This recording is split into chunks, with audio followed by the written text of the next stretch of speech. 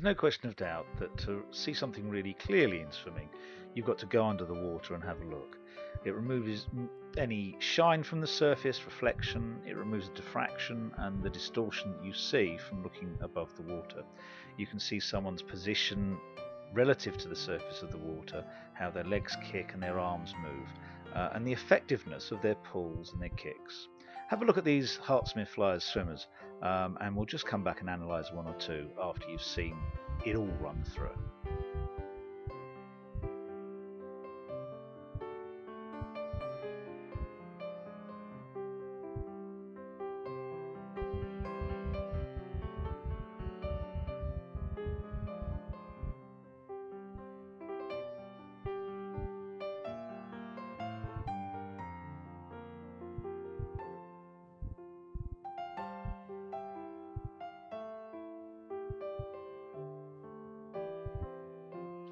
Okay, so we're coming towards the end now, and as I say, after we've done this, we'll just come back through and look at them in greater detail, or some of them in greater detail.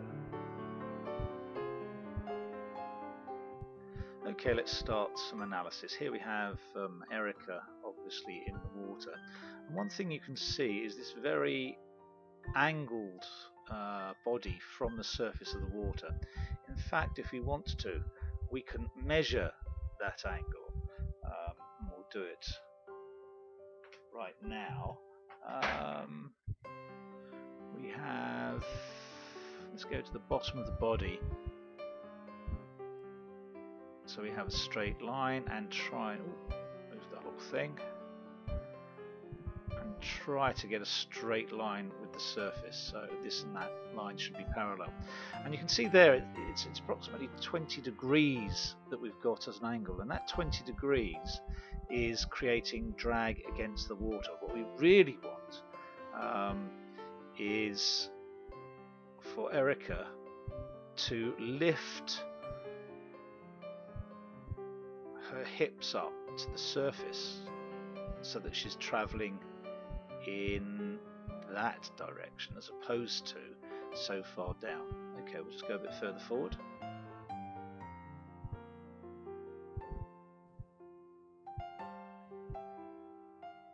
And here we have Dylan. You can see the lack of kick that he's getting there, but also that we have effectively three lines to his body. We have a line from the shoulder to the hip, a line from the hip to the knee, and a line from the knee to the feet. And this position once again isn't ideal for backstroke. We would prefer it if the hip was raised to the surface, and every time he kicked and broached the surface with his knees.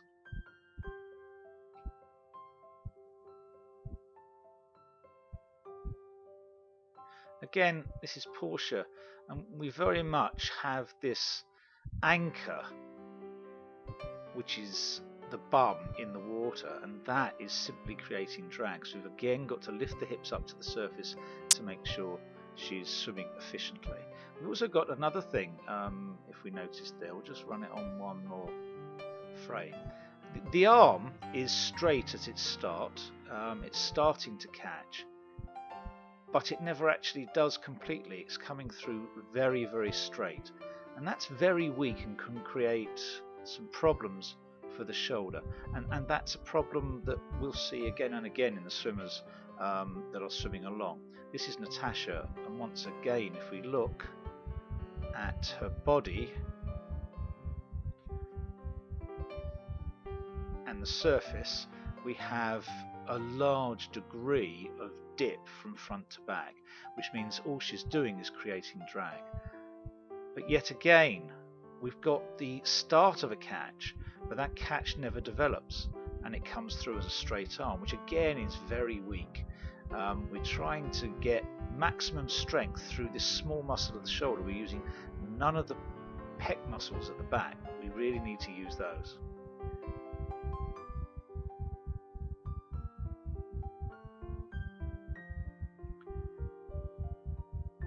And again, this is Talia. We've got a classic case here of we can take that effectively to there, and along the surface, and again it's 19 degrees. And because of that, her kick isn't really effective. What she's doing is she's trying to kick backwards, but always raising the knee to have to do it. Now that's quite effective position if her hips were up on the surface. That would be nice. Once again, we've got this straight arm coming through, and that is again a weak position for backstroke. You see that was a completely straight arm pull.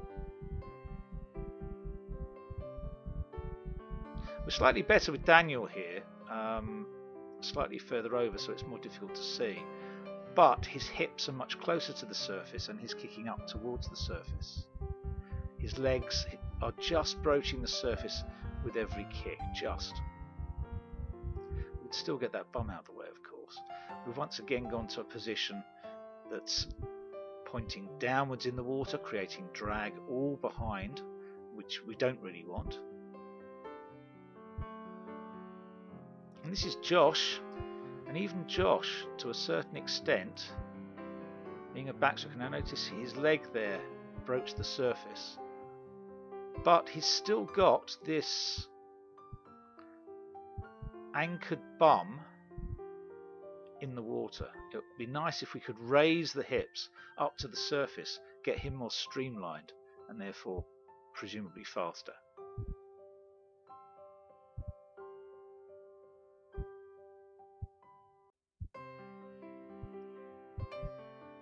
It's quite a nice body position. Going to breaststroke, this is interesting. Erica again, as she pulls her legs up, she's actually pulling her knees in as opposed to raising her feet. So we get again a position that is unstreamlined at the front, straight, and then we get this massive dip. We want to avoid this wherever possible. It would be really nice if we could limit the movement of the legs so that she was close to the surface on everything and didn't come so low with the body when she's actually pushing forward into her streamlined position. Here we have Portia, and with Portia we've got very wide legs. Instead of holding the knees close together, she's pushing them wide. And once they go wide, you can see that the foot angle is slightly wrong. We actually want that foot angle to be backwards. And instead of backwards, what she's doing, she's trying to get her foot square there. But if the knees were closer together, you can see that that ankle would turn out and be much more effective than it is. Because right now, it's actually pushing downwards and not backwards, which is the way we want to push. So we need to adjust that with Portia. And just to end,